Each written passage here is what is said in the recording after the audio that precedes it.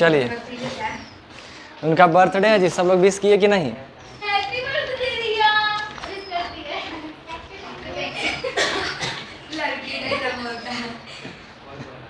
Bench को उसको दवाइए ना, उसको वो वाला को, वो वाला को, वो वाला हल्का दवाइए, पीछे चल जाएगा। उस हाँ उसी अपना वाला दवाइए, अपना वाला बेंच को साइड कीजिए, दब जाएगा। ठीक है, आप लोग बैठिए ना। नहीं नहीं दबा,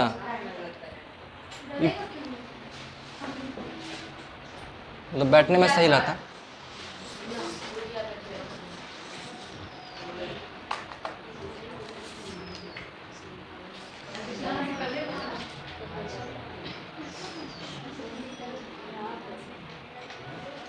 चलिए ठीक है ठीक है ठीक है, अब नहीं, अब बातचीत नहीं।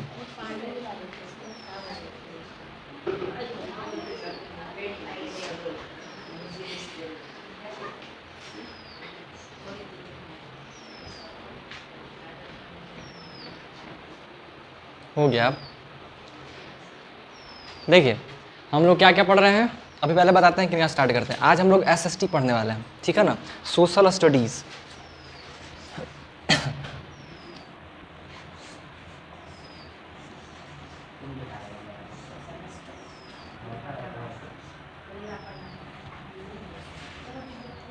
इसी को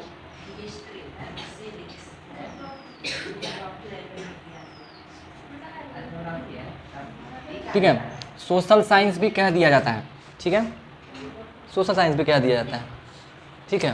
हिंदी में कहेंगे सामाजिक विज्ञान, ठीक है। सामाजिक विज्ञान जो एसएसटी का चैप्टर है, कुछ कह रहे थे?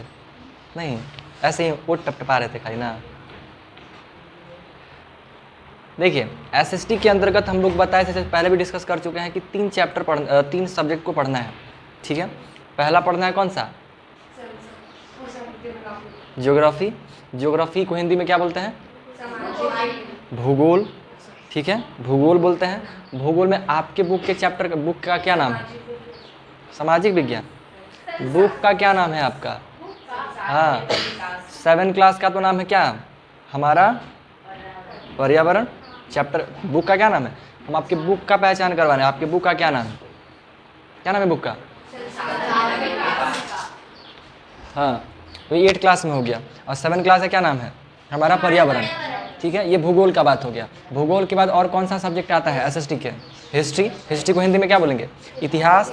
और इतिहास में भी आप लोग का इतिहास के नाम से ही बुक आता है। अतीत से वर्तमान हुआ करता था, मतलब अलग अलग नाम है, बट हिस्ट्री का मिले इस तरह से बुक होता है, ठीक है। 3 पार्ट में पढ़ना होता है। पार्ट 1 6 क्लास में, पार्ट 2 7 क्लास में, और पार्ट 3 किस में? 8 क्लास में। इसमें बताए थे कि इतिहास 3 भाग में बढ़ता है, प्राचीन, मध्यकालीन और आधुनिक। प्राचीन को किस में पढ़ते हैं? 6 क्लास में, और मध्यकालीन 7 में, और आधुनिक 8 क्लास में। आपको ये समझ में आता है? प्राचीन, मध्यकालीन, आधुनिक थोड़ा मुश्किल होता होगा, वो इंग्लिश मीडियम से पढ़ के आए हैं।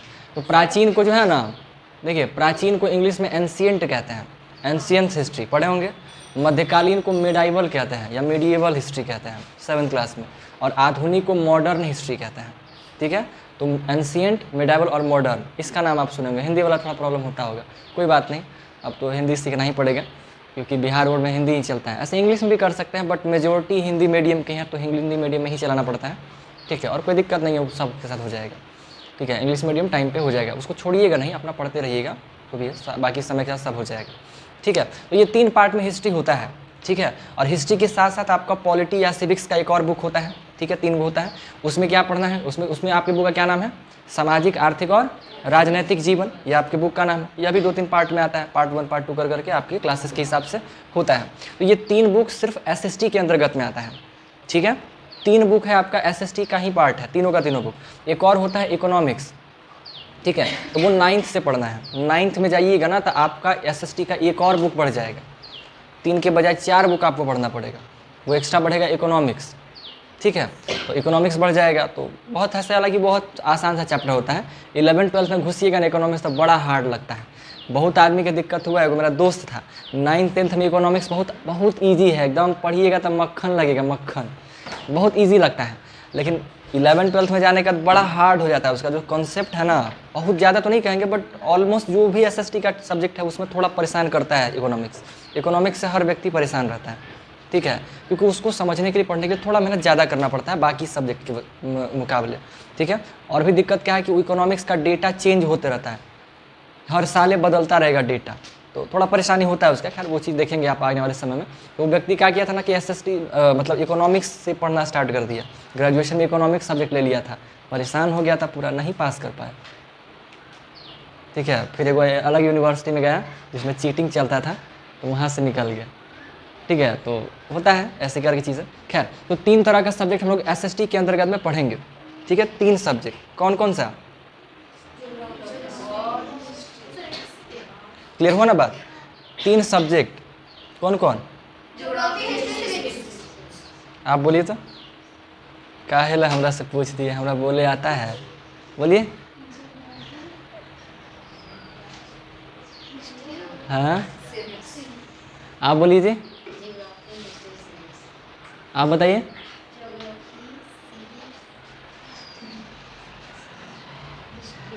हाँ तबीयत ठीक हो गया, आप बताइए। हाँ हाँ ठीक है, ये 3 गो एसएसटी में हम लोग को पढ़ना है। उनमें से हम लोग आप ही के लोग के कहने पे आज हम लोग कौन सा स्टार्ट कर रहे हैं, ज्योग्राफी स्टार्ट कर रहे हैं, भूगोल पढ़ने वाले हैं। तो भूगोल में हम एक क्लास लिए थे आप लोग को, जिसमें हम बताए थे कि हमारी पूरा दुनिया कैसे शुरू हुआ, ठीक है। जिसमें हम एकल बिंदु से शुरू किए थे और पृथ्वी के बनने तक बता दिए थे, पृथ्वी बनने का मानव उनव कैसे आ गया, सारा बात कर लिए थे, ठीक है। इंसान का जन्म का बात उसमें कर लिए थे। वो हालांकि आपको पढ़ना नहीं है, लेकिन वो हम इसलिए बताते हैं क्योंकि उसके पढ़ने के बाद आपके लिए ज्योग्राफी समझना बहुत आसान हो जाता है। न सिर्फ ज्योग्राफी बल्कि हिस्ट्री वगैरह भी पढ़ना आपके लिए थोड़ा ईजी हो जाता है, हिस्ट्री पॉलिटिक्स सब पढ़ना ईजी हो जाता है, और वो हमको भी हेल्प करता है, हम चीज़ें आपको आसानी से समझा पाते हैं। तो वो ज़रूरी होता है, वो आपके काम का नहीं है। उसको अगर मान लीजिए भूल ही जाइएगा ना, पहली बात तब पूरा भूलिएगा नहीं, इतना तो कन्फर्म है, पूरा बात दिमाग से नहीं निकलेगा, हम याद दिलाएंगे वापस से आ जाएगा, बट जो भी हो खैर स्टार्ट करते हैं। अब हम लोग को देखिए 2 तरह का है। 7th क्लास में कौन सा, इसका क्या नाम है, हमारा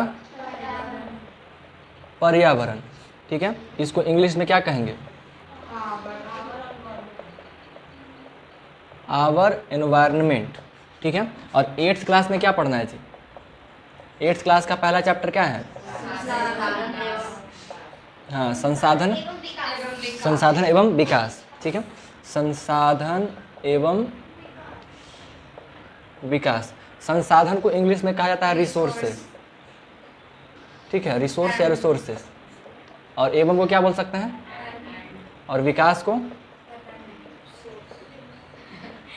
डेवलपमेंट, ठीक है। Resources and development, resources and development क्या, संसाधन और एवं विकास। ये चैप्टर आप दोनों को कवर करना है, आज हम लोग को कवर करना है। तो एक एक करके दोनों का करेंगे, दोनों का नोट्स भी लिखवाना है, हम आप लोग के लिए नोट्स भी लेकर के आए हैं, ठीक है। देखिए नोट्स जो है ना, आपको बता रहे हैं स्पेशली, नोट्स हम लिखवाते नहीं, मतलब पेज में लिख देते हैं, क्योंकि 2 क्लास एक साथ चलाते हैं हम, ठीक है। और 1 घंटे में अगर नोट्स लिखवाते हैं तो समय ज़्यादा लग जाता है, या फिर हम बोर्ड पर लिखेंगे तो भी समय ज़्यादा लग जाएगा, तो हम पेज पे ही लिख देते हैं सारा नोट्स को, जो हम यहाँ लिखेंगे वहीं पेज पे लिख देते हैं और लोगों को दे देते हैं, लोग लिख लेते हैं, उससे कर लेते हैं कॉपी, तो काम हो जाता है, ठीक है। तो हम एक एक करके दोनों का करते हैं काम। पहले हम एक ऐसा करते हैं ना, 7 क्लास वालों को पहले हम दे देते हैं, आप लोग क्या कीजिएगा, हम 8 क्लास को भी पढ़ाते हैं, 7 क्लास तब तक नोट्स लिख लीजिएगा, ठीक है। फिर उन लोग को पढ़ा देंगे, फिर आप लोग को पढ़ा देंगे, काम हो जाएगा, फिर उन लोग नोट्स लिख लेंगे। क्या चीज़, नहीं कोई दिक्कत नहीं, इनका इसलिए ना करना क्योंकि इन लोग का छोटा है, ज़्यादा बड़ा नहीं है, ठीक है। हमारे पास 4 पेज है, आप लोग लीजिए, रखिए आप। और कौन, आप ना 7 में है जी, लीजिए, वो आप ना हैं, पकड़िए, इनको एक लीजिए, एक आप रखिए, और ये पूरा का पूरा लिखना है आपको, ठीक है। और आप लोग के लिए एक पेज है पूरा का पूरा, ज़्यादा नहीं, ये वाला और ये वाला, ये आपके पूरे चैप्टर का 70% है, 30% बचा हुआ है, 30% कल कवर करेंगे, ठीक है। चलिए तो आप लोग जो है ना, अपना जो 7 क्लास में है उसको लिखना स्टार्ट करिए और लिख करके रेडी रहिएगा, फिर मैं आप लोग की बात करेंगे। समझ गए सबको क्या क्या करना है? आप लोग को लेक्चर सुनना है, भाषण सुनना है। शुरू करें? करें ना काम मैम? आज मैम नहीं बोलेगी, कल हमारा जेंडर चेंज कर दिए थे, बताइए तो। साइंस का नोट्स है ना जी आप लोग के पास, किन्हीं के पास? जिनका हाँ ये 8th क्लास में है। तो 8th का जो पहला चैप्टर है ना साइंस का, फसल वाला चैप्टर था, है ना, क्रॉप्स वाला। तो फसल वाला चैप्टर कल पढ़ा दिए थे, ठीक है, ख़त्म हो गया था। तो हाँ वीडियो उनको बता दिए हैं, वीडियो में आप चाहें तो कवर कर सकते हैं, चैप्टर को देख लीजिएगा। 2 क्लास होगा, नहीं 2, एक ही क्लास में तो है, एक ही क्लास में सारा कवर। एक लगभग 1 घंटे का लगभग वीडियो होगा, 1 सवा घंटे का। बीच में बकैती भी होगा, तब बकैती को बढ़ा दीजिएगा, काम का बात देख सकते हैं, ठीक है। अब बाकी उसको नोट लिख लीजिएगा। लास्ट वाला खाली पेज है। हाँ हमको 3 गो पेज मिला था कल, उसमें खाली फर्स्ट पेज था, सेकंड वाला पेज नहीं था। पता नहीं कौन कौन दिए थे हमको।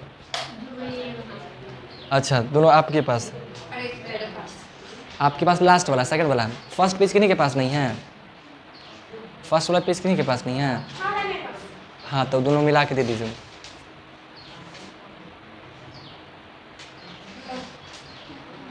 ठीक है, इसको पेज में कॉपी में उतार लीजिएगा। हम देखिए इसको चाहे ना तो ऐसे ही दे भी सकते हैं, बट इससे होगा क्या ना कि आपका लिखने का हैबिट नहीं रहेगा, फिर दिक्कत हो जाएगा। और अभी से ये चीज़ हैबिट करना ठीक बात नहीं है, ठीक है। प्लस घरों के लोग कहेंगे कि पढ़ लिखता उखता कुछ है नहीं, खाली रहता है ऐसे ही, तो ज़रूरी है लिखना, ठीक है। तो कल लिख के ले आइएगा। चलिए देखिए शुरू करते हैं। आइए ध्यान दीजिएगा, समझिएगा। अब नहीं बातचीत करना, पाउडर के फिर मत रहिए, अपने बर्बाद है, आप लोग को बर्बाद करके धर देगा। झूठो खाली इस चीज़ लगा लेना, देख रहे हैं आलतू फालतू कुछ कुछ वक्त रहना है। कुछ बोल रहे हैं, कौन बेल्ट लोहा के झूठा लगेगा, पागल जैसे खाली बात करना है।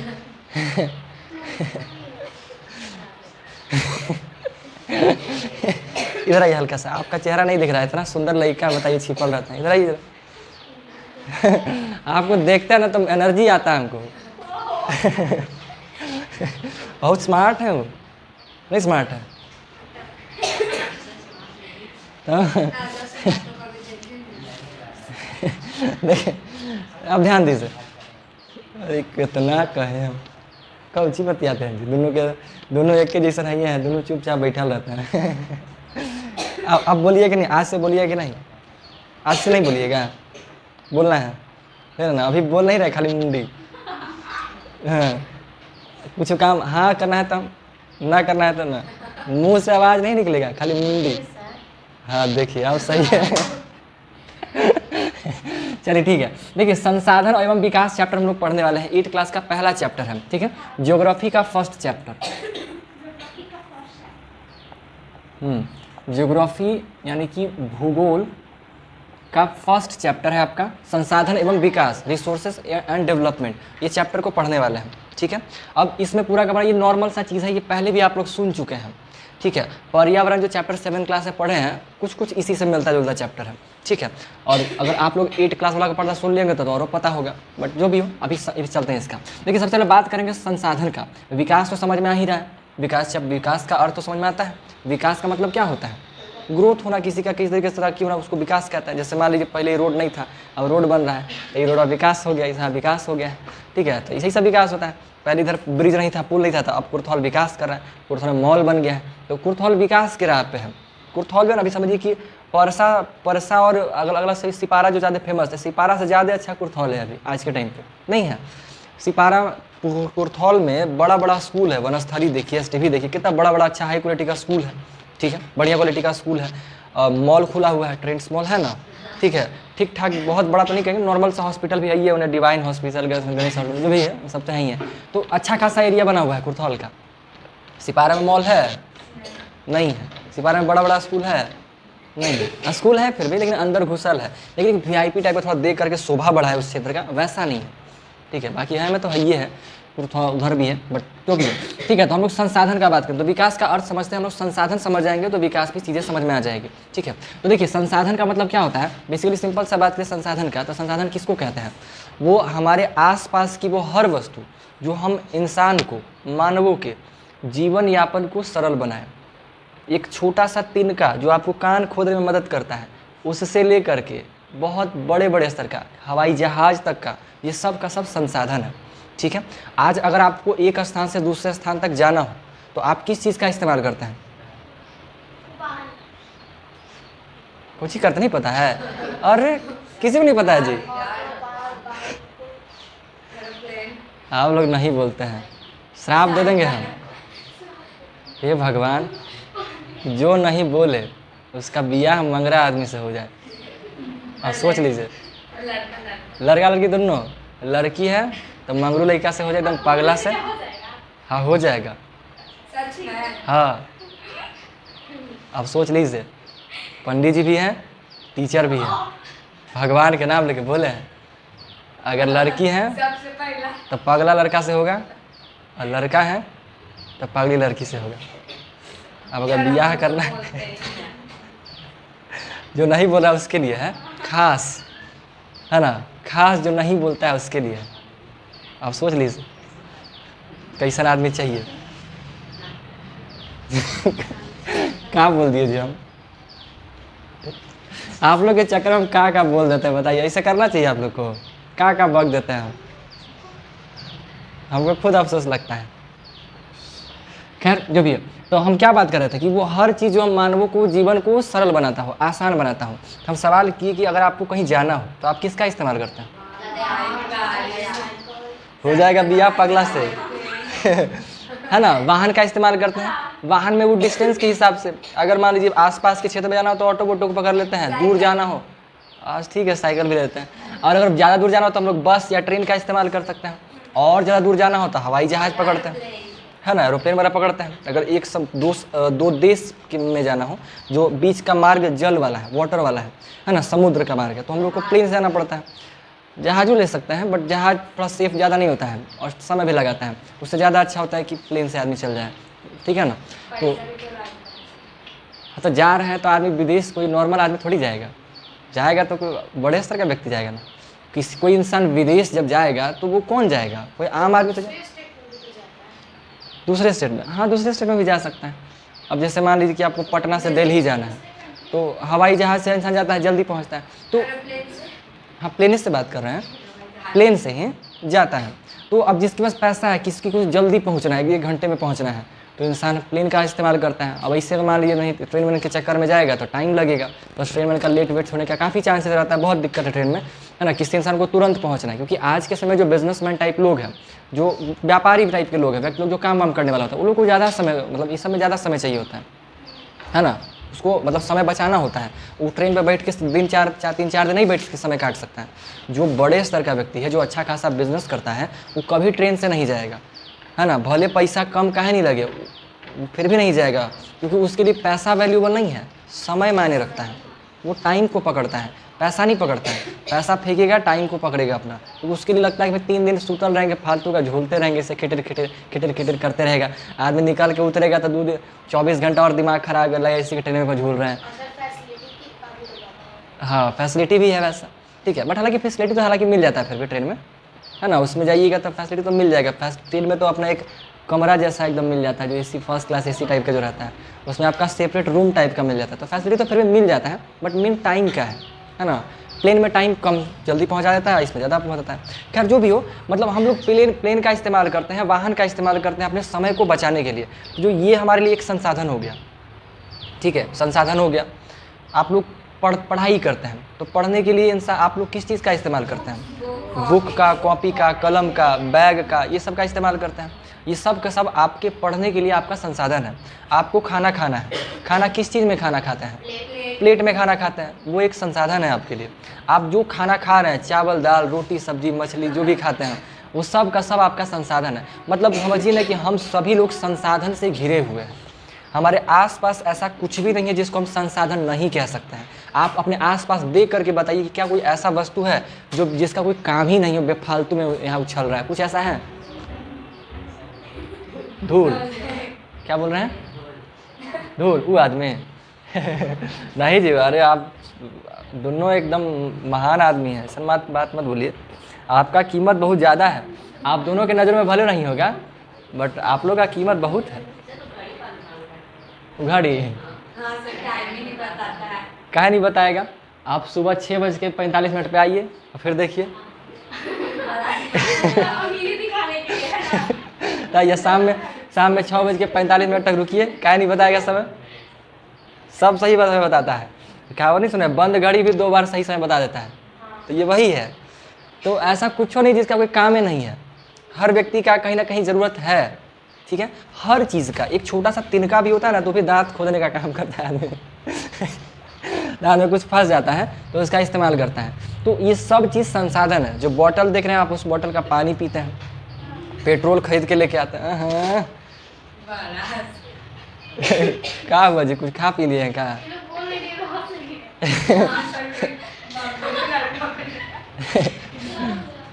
चलिए ध्यान दीजिए, ठीक है ना। तो संसाधन समझ में आया, जो हमारे जीवन को आसान बनाए, ठीक है, जीवन को सरल बनाने वाली, क्या वो कोई वस्तु भी हो सकता है, कोई व्यक्ति भी हो सकता है, और कोई कुछ भी हो सकता है, कोई इंसान भी हो सकता है, व्यक्ति हो गया, कोई चीज़ भी हो सकता है, कोई वस्तु भी हो सकता है, कुछ भी हो सकता है। मतलब हमारे आसपास में कोई इंसान भी हो सकता है, कोई जानवर भी हो सकता है, कोई जीव जंतु पशु पक्षी कुछ भी हो सकता है जो हमारे जीवन को आसान बनाता हो। ठीक है, पहले के टाइम में कबूतर जो है उड़ा के लेके जाता था पत्र वत्र को, तो वो हमारे काम का था। आज पक्षियों का लोग इस्तेमाल बहुत ज़्यादा नहीं करते हैं, इस्तेमाल फिर है हमारे, वो खेती वेती में काम करता है, बट खेती वेती में अब ज़्यादा यूज़ रह नहीं गया है। पहले खेत पशु पक्षी जो है ना खेत के कीड़ों को खाता था, लेकिन आज के टाइम पे लोग पेस्टिसाइड्स का इस्तेमाल करता है, तो पक्षियों की आवश्यकता रह नहीं गई है। पक्षियाँ बस शोभा के लिए थोड़ा सा रह गया है, ठीक है। और उस हाँ इन्हीं वजह से ना अब उसको रहेगा तो कहाँ भी रहे कहाँ। आज इंसान तो पेड़ों को काटता जा रहा है, हाँ पेड़ कट रहा है, और पेड़ जब कट रहा है तो इंसान रहेगा कहाँ, मतलब जीव जंतु वो रहेंगे कहाँ, ये समस्या है। ठीक है, आप दोनों क्या हंस रहे हैं जी? अब आज हंसने वाला दिन है क्या? अरे ठीक है, तो जो जीवन यापन को सरल बनाना जो व्यक्ति या वस्तु हो गया, वो सब का सब क्या कहलाता है? संसाधन कहलाता है। इन्हीं चीज़ को देखते हुए संसाधन को 3 हिस्सों में बांटा गया है। कितने हिस्सों में बांटे हैं जी? 3 हिस्सों में। एक को कहते हैं हम लोग प्राकृतिक संसाधन, ठीक है, प्राकृतिक संसाधन, हाँ, मानव निर्मित संसाधन, और एक खुद, हाँ, मानव या मानवीय दोनों कह सकते हैं, मानवीय संसाधन। ठीक है, मतलब मानव संसाधन भी कह सकते हैं, कोई दिक्कत नहीं है, मानव कहिए मानव मानवीय कहिए, ठीक है। मानवीय संसाधन, इसको इंग्लिश में समझिएगा तो क्या हो जाएगा, इसको हम लोग कहेंगे नेचुरल रिसोर्स, है ना, नेचुरल रिसोर्सेस। और मानव निर्मित तो मैन, हाँ मैन मेड, ठीक है, मैन मेड रिसोर्स। और इसका क्या कहेंगे? ह्यूमन रिसोर्स या मैन रिसोर्स कह दीजिए, ह्यूमन रिसोर्स या मैन रिसोर्स कह देंगे, ठीक है। तो ये 3 प्रकार के हमारे पास संसाधन होते हैं, ठीक है। मतलब हमारे आसपास तो बहुत सारे संसाधन की चीज़ें हैं ना, तो इन्हीं संसाधनों को समझने के लिए, पढ़ने बढ़ने के लिए हम लोग 3 कैटेगरी में बांटे हैं, ठीक है। कौन कौन सा संसाधन? प्राकृतिक, मानव निर्मित और मानवीय संसाधन। ये 3 प्रकार के संसाधनों में इसको वर्गीकृत किया गया। किसको? संसाधन को, ठीक है। संसाधन को हम लोग 3 भागों में बांटे हैं। कौन कौन? हाँ, अब बताइए जरा सा, प्राकृतिक संसाधन में कैसे संसाधन को हम लोग रखेंगे? हाँ, वैसे संसाधन जो सीधे प्रकृति से आता हो, सीधे नेचर से वह प्राप्त होता हो, ठीक है। उसमें कौन कौन आता है? पेड़ पौधे, ठीक है, पेड़ पौधे, हाँ, जल और वायु, सूर्य का प्रकाश, हाँ हाँ, सूर्य का प्रकाश। अभी हंस रहे हैं क्या?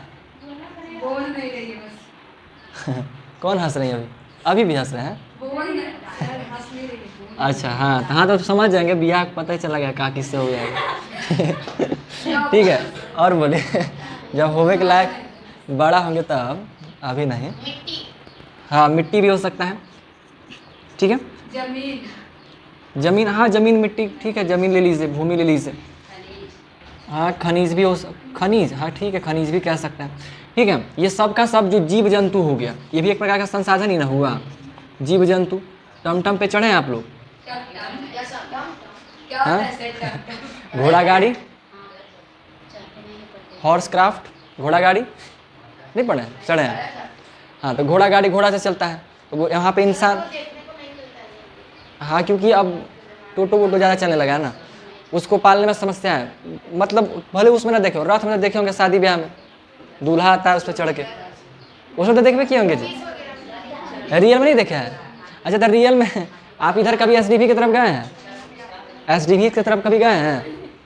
SDV स्कूल की तरफ कभी गए हैं तो यही रास्ते में तो एक उधर घोड़ा बंधा रहता है, ये देखें वो जो घोड़ा बंधा रहता है यहीं पे नहीं बंधा रहता है घोड़ा, 2-3 गो रथ भी रहता है, वही घोड़ा बंधा रहता है, कभी जाइए। हाँ तो उधर जाइएगा तो देखिएगा आपको तो बंधा रहता है घोड़ा वहाँ पे, ठीक है। ध्यान दीजिए। तो जीव जंतु हो गए सब का सब इस्तेमाल होता है। पिछले क्लास में हम लोग पढ़ रहे थे फसल के बारे में, तो उसमें आपको बताया गया था कि किसान का मित्र कौन होता है? केचुआ। एक जीव जंतु है जो हमारे लिए संसाधन का ही तो काम कर रहा है ना, हमको डायरेक्ट नहीं हमारा हेल्प कर रहा है, बट किसान खेत को सही बना रहा है, खेत सही बन रहा है तो हमारा फसल अच्छा उग रहा है, तो कहीं ना कहीं हेल्प तो कर ही रहा है। तो हर जीव जंतु अपने अपने स्तर से हमारी सहायता करते हैं, ठीक है। चूहा है तो चूहा की वजह से हमारा फसल इधर उधर जाता है, एक स्थान से दूसरे स्थान तक फसल वसल जाता है, कीड़ा उड़ा छोटे मोटे को खा लेता है। उल्लू है ना, उल्लू जो है चूहा को खा जाता है। तो ये सब चीज़ जो भी है सब हर जीव जंतु, क्या चीज़? कछुआ। कछुआ क्या चीज़ खाता है? हाँ कह सकते हैं, कछुआ को भी कह सकते हैं। खैर चलिए तो ये सब प्राकृतिक संसाधन के अंतर्गत आता है। ऐसे कई सारी चीज़ें हो सकते हैं जो नेचुरल रिसोर्स के अंतर्गत में आएगा, ठीक है। अब नेचुरल रिसोर्स समझ में आ ही गया होगा।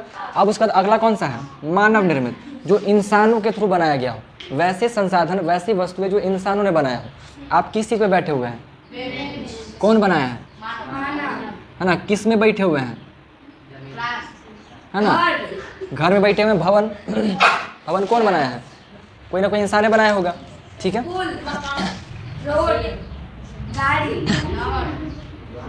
हाँ पुल हो गया, मशीन हो गया, तालाब हो गया, और बोलिए वाहन, ठीक है, और रोड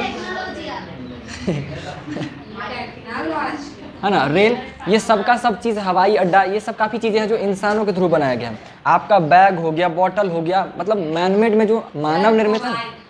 हाँ मोबाइल भी कह सकते हैं। तो मतलब इंसानों के द्वारा बहुत सारी चीज़ें बनाई गई है। हम इसके बारे में इंस्टाग्राम, हाँ इंस्टाग्राम पे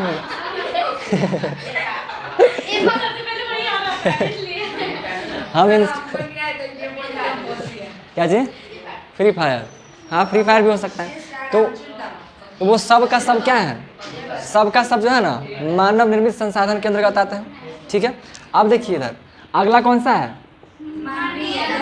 मानवीय संसाधन। तो मानवीय संसाधन में वो संसाधन जो डायरेक्ट मानव है। तो पहले पूरा बोले देते हैं, पीछे लगता है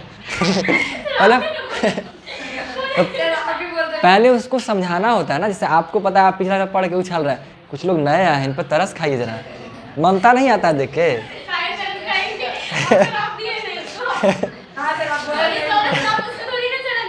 ये बात तो सही है भाई ये लोग को पगले चाहिए कहाँ है जी? पगला ज़्यादा अच्छा लगता है आलतू फालतू बोले नहीं बोले हैं, काम की बात बोले ले श्राप मिला है हाँ ठीक है।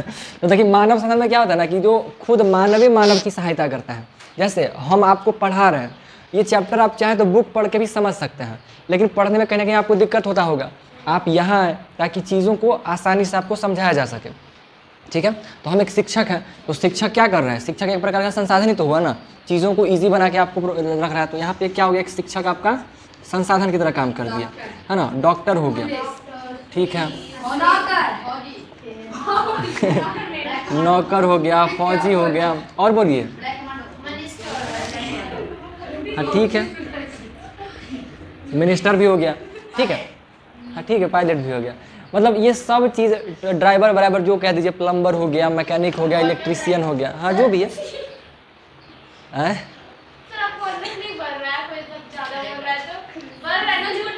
कौन ज़्यादा देखिए तो ये 3 तरह का संसाधन है ना हमारे पास, प्राकृतिक, मानव निर्मित और मानवीय। तीनों संसाधन क्या क्या होता है समझ में तो ही गया होगा, ठीक है। तो ये संसाधन का बात हो गया। अब देखिए प्राकृतिक संसाधन में घुसिएगा ना, जैसे मैनमेड में तो क्या इसमें क्या ही कैटेगराइज आप करिएगा, कैटेगरी में बांटना थोड़ा मुश्किल है।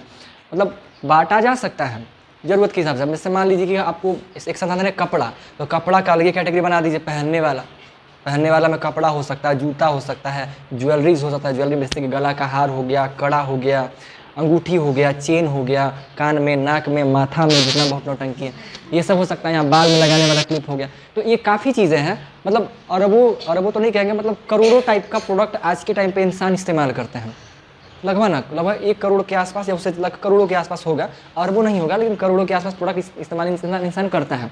ठीक है, तो वो सब मानवीय में आ जाएगा। ठीक है, तो वो उस चीज़ के बारे में हम लोग बात करेंगे।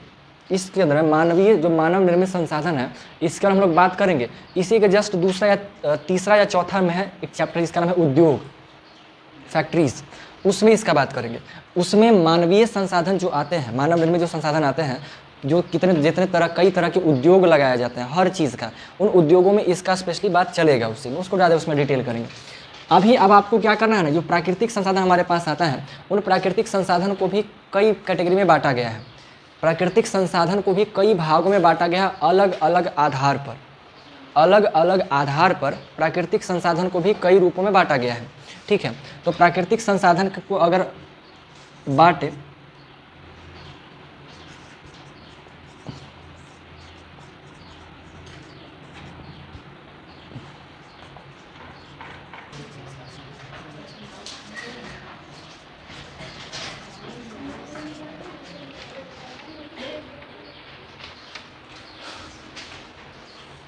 लिखा गया आप लोग का 7 क्लास में पूरा कंप्लीट हो गया? ठीक है, बस हो ही गया इन लोग का भी 5 मिनट। देखिए ध्यान दीजिए, आज हम लोग इतना ही तक पढ़ेंगे। ठीक है, हम वापस से रिवाइज करते हैं। देखिएगा 8 क्लास में सारे लोग ध्यान दीजिएगा। हम लोग कौन सा चैप्टर पढ़ रहे हैं अभी?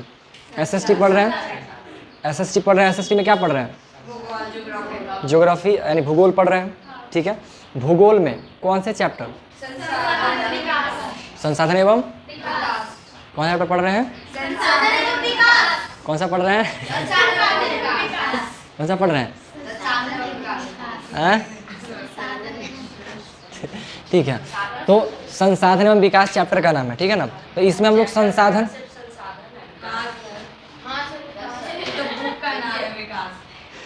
हाँ संसाधन ही खाली है, हम संसाधन ये बोल दिए तो रह दीजिए, कोई दिक्कत नहीं चलेगा। इस चैप्टर का नाम सही में संसाधन ही खाली होगा। हम भी देख के आए थे NCERT जो है ना, उसमें संसाधन ही खाली लिखा हुआ था, तो हमको लगा हो सकता है बिहार बोर्ड वाला में जो आप लोग को नया बनाया हो सकता है कर दिया गया हो।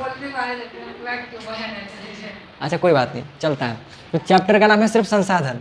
क्या नाम है? संसाधन। संसाधन को कितने भाग में बांटा गया है? 3 पार्ट में। कौन कौन? मानवीय संसाधन। प्राकृतिक संसाधन में क्या क्या आता है?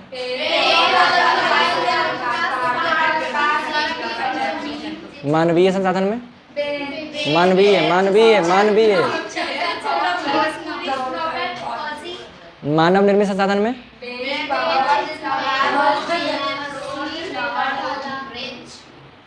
ठीक है, ये मानव निर्मित का संसाधन का बात हो गया है ना।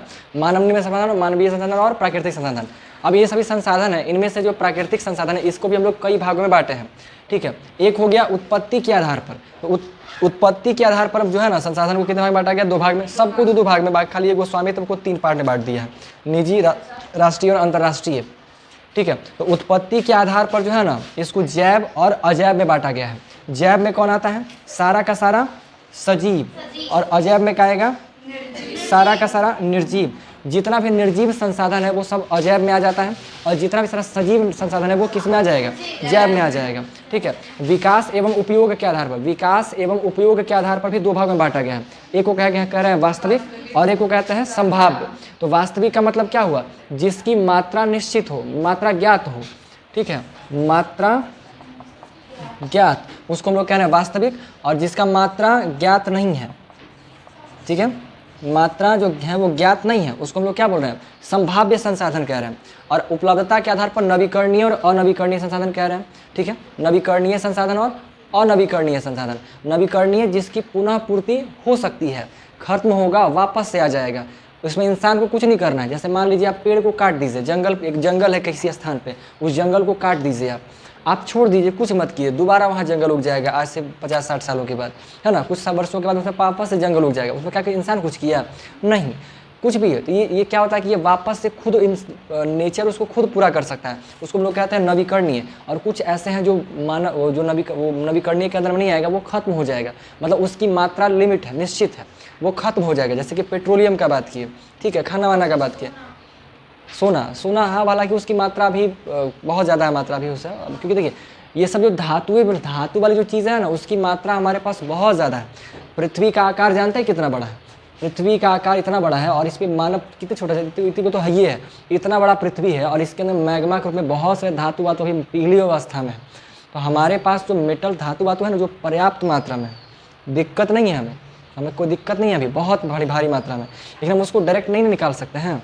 लावा से डायरेक्ट कैसे निकालिएगा, नहीं निकाल सकते हैं। तो हम लोग खुदाई बुदाई खनन वनन करते हैं। तो लावा को देख भी नहीं सकते। कहाँ ही देख सकते हैं, तो देख सकते हैं लेकिन खुली आंखों से ये अगर ग्लासेस सनग्लासेस वगैरह नहीं लगाएंगे तो आँख को भी नुकसान है। ऐसा थोड़ी होता है। नहीं, लावा, आप ज्वालामुखी देखे ना, वोल्केनो, हाँ ज्वालामुखी तो वोल्केनो किससे निकलता है, किससे बनता है, इसी से तो बनता है। को पहाड़ की तरह बन जाता है। हाँ, तो उसको नहीं देख सकते हम लोग। देख सकते हैं लेकिन साइंस के रूप में दिया हुआ था कि उसको खुली आंखों से देखने के लिए आपके लिए हानिकारक है। हाँ, थोड़ा प्रॉब्लम तो करता है, बट फिर भी देखा जा सकता है, वो ऐसा दिक्कत नहीं है, देख सकते हैं, उतना चलता है। अब मान लीजिए सूरज है, तो सूरज को झाँक के देखने में, भागने में क्या दिक्कत है। अब आप अखबार कैसे के लिए रहिएगा कि इधर देखे करेंगे बढ़िया से धूप भर में टाइम, तो परेशानी है। खैर जो भी हो, तो मात्रा हमारे पास बहुत है, बट इस्तेमाल के हिसाब, जरूरत के हिसाब से हम लोग उसके हिसाब से काम करते हैं। तो नवीकरणीय और अनवीकरणीय समझ में है ना। और वितरण के आधार पर भी दो भाग में है, सर्वत्र प्राप्त है ना, सर्वत्र उपलब्ध, सभी जगह उपलब्ध है, और एक स्थानिक, किसी विशेष स्थानों पे जो पाया जाता है, ठीक है। और एक होता है सर्वत्र जो हर जगह पे प्राप्त है, जैसे कि हवा हर जगह मिल जाएगा, जमीन हर जगह मिल जाएगा, पानी ऑलमोस्ट जगह मिल ही जाता है, ठीक है। पेड़ पौधे है ना, रेगिस्तान में कहाँ से मिलेगा, तो रेगिस्तान में झाड़ी बाड़ी होता है कुछ मात्रा में, तो मैक्सिमम मेजोरिटी स्थान में मिल जाता है, ठीक है। और जो स्थानिक होता है, स्थानिक में जैसे अवरक हो गया, अवरक आप जाइएगा झारखंड के दामोदरा या कुछ अगर ये वो शहर का नाम है, वहीं पे पाया जाता है, वो किसी विशेष स्थान पे ही पाया जाता है। कुछ खास तरह की मिट्टी है, वो किसी विशेष स्थानों तक ही पाया जाता है। जैसे वो छोड़िए, हम लोग लीची खाते हैं, तो लीची कहाँ का फेमस है, बिहार में, कहाँ पाया जाता है, मुजफ्फरपुर में। का बिहार में होता है, नहीं होता है, तो वो विशेष स्थान पे पाया जाता है, वो स्थानिक हो गया, है ना। जैसे केला हर जगह होता है, बट काला केला कहाँ का फेमस है, राजस्थान और राजस्थान में जो केला हाजीपुर का। हाँ हाजीपुर का, हाजीपुर का फेमस है। नहीं, कैक्टस इधर भी उग सकता है, हमारे तरफ एरिया में भी हो सकता है, जहाँ भी धूप उगेगा ना वहाँ हो सकता है। कुछ पौधे आप इधर भी देखते होंगे कैक्टस का, इधर नहीं मिलता होगा, बट इधर भी उग सकता है, क्योंकि इधर भी तो गर्मी होता है ना, गर्मी का मौसम तो इधर रहता है, ठीक है। और एक होता है स्वामित्व के आधार पर, जो स्वामित्व के आधार पर तीन पार्ट में, निजी, राष्ट्रीय और अंतर्राष्ट्रीय। जिस पे अधिकार खुद का हो उसको निजी संसाधन कहते हैं। जैसे आपका घर, आपका गाड़ी, आपके कपड़े, आपके कॉपी, आपकी किताब, आप जोन जहाँ पे आप बैठ गए उस जगह पे, सब हमारा निजी है। वो आपका निजी हो गया।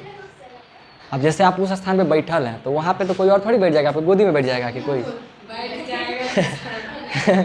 वहाँ पे वो आपका अधिकार हो गया ना उस क्षेत्र पे, जब तक आप हैं तब तक आपका अधिकार है वहाँ पे, ठीक है। वो निजी वाला बात हो गया। उसका होता है राष्ट्रीय, राष्ट्रीय में जिसका अधिकार देश का होता है, जैसे रोड का किनारे की बात बताया, वो जमीन पे देश का अधिकार है ना, नेताओं का अधिकार कह दीजिए जो है।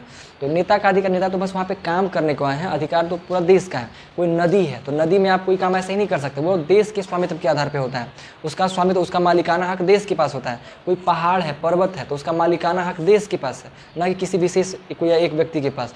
दशरथ मांझी का नाम सुना है ना, दशरथ मांझी पहाड़ काटे गए थे तो उसको जेल में बंद कर दिया था कि पहाड़ चोरी कर रहा है, जबकि वैसा नहीं था। ऐसा मतलब जो भी उनके जीवन में एक घटना ऐसा भी हुआ था कि सब उसको जेल में बंद कर दिया था कि पहाड़ चोरी कर रहा है, ठीक है। तो होता है क्योंकि वो सरकार का जो है ना, सरकारी चीज़ हो जाता है। कोई पैन वैन टाइप का बना हुआ है जो रास्ते में जो बना रहता है नदियों को आने जाने के लिए, वो सब सरकारी होता है, ठीक है, गवर्नमेंट के थ्रू काम देता है, तो वो राष्ट्रीय हो जाता है। और कुछ चीज़ें होते हैं अंतर्राष्ट्रीय, जिस पे अधिकार होता है। जैसे कोई बड़ा सा समुद्री एरिया हो गया, उस समुद्र में पूरा अंतर्राष्ट्रीय व्यापार होता है, उसमें उस रास्ते से शिप जाता है और जा करके जो है वहाँ पे अपना व्यापार करता है, ठीक है। जैसे हम लोग का भारत का एरिया है, तो भारत के एरिया में इधर क्या है, हिंद महासागर है, हिंद महासागर है ना, तो हिंद महासागर है, तो हिंद महासागर भारत का महासागर कहा जाता है। तो हिंद महासागर का पूरा में है, मतलब इस महासागर के कुछ एरिया तक ही भारत का अधिकार है, ठीक है। इतने में भारत का अपना अधिकार है, इसके बाद का एरिया में किसी और देश का अधिकार होगा। लेकिन अधिकार कोई भी नाटकबाजी हो, ये बस भारत कह रहा है, लेकिन एक तरीके से अंतर्राष्ट्रीय संपत्ति है, इसमें कुछ ब्लॉकेज वॉल से नहीं किया जा सकता है। अगर मान ली इंडिया इसमें कुछ ऐसा काम कर रहा है जिससे बाधा हो जाएगा, रुक जाएगा, तो ऐसे इंडिया कोई करेगा नहीं, क्योंकि ऐसा करने से भारतीयों को ही नुकसान है।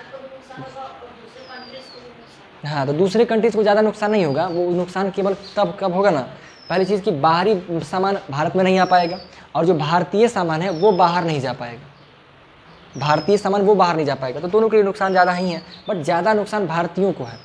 हम भारतीयों को, क्योंकि हम लोग बाहर से सामान भी अच्छा खासा मंगवाते हैं, ठीक है। हालांकि हम लोग आत्मनिर्भर भी हैं, बट कुछ चीज़ों में हम लोग विदेशों पर ही निर्भर करते हैं।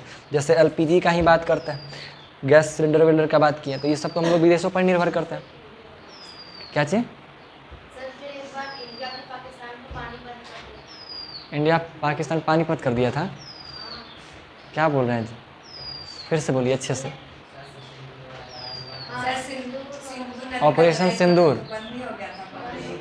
अच्छा, पानी बंद कर दिया था, आप हम लोग पानीपत बोल रहे हैं। 80% पाकिस्तान लगा, 20% हाँ, सिंधु नदी का पानी को बंद किया गया था, ठीक है। चलिए ठीक है, तो समझ में आया बात ना। तो कुछ जिस पे अधिकार, जैसे कि कुछ ओशियन वगैरह हो गया, उस पे अधिकार अंतर्राष्ट्रीय स्तर का होता है, ठीक है। कुछ एक जैसे नाटो तो कुछ सदस्य बनाता है जो वर्ल्ड के देश के लोगों को बनाता है, जैसे WHO एक वर्ल्ड हेल्थ ऑर्गेनाइजेशन है, पूरी दुनिया का काम करता है, तो उसके अंडर में आने वाले कुछ प्रॉपर्टी है जिस पर पूरी दुनिया का अधिकार होता है। मतलब ऐसी सारी चीज़ कुछ संस्थाएं होती है जो पूरे वर्ल्ड के स्तर पर चलती है, और ये सब का सब जो है अंतर्राष्ट्रीय स्तर के अंदर में कहलाता है। तो ये कुछ आधारों पर जो है हम लोग क्या करते हैं, संसाधनों को वर्गीकृत किया गया है। समझ में आया? ठीक है। तो अब आपको जो है ना नोट्स लिखना पड़ेगा। देखिए जैसा भी करना हो, अभी लिखना है, कैसे करना है।